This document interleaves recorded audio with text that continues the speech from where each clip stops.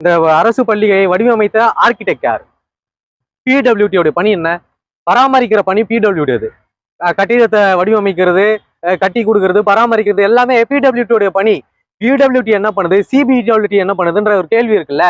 இப்போ நீங்க ஆர்கிடெக்ட்னா கூட இங்க பிரைவேட்ல முடிச்சுட்டு சுத்துற ஏராளமான ஆர்கிடெக்ட் இருக்காங்க. ஆனா அரசு பள்ளியை கட்டணும்னா சிஓஏன்னு சட்டப்படியா ஒரு பர்மிஷன் ஒன்று வாங்கணும்.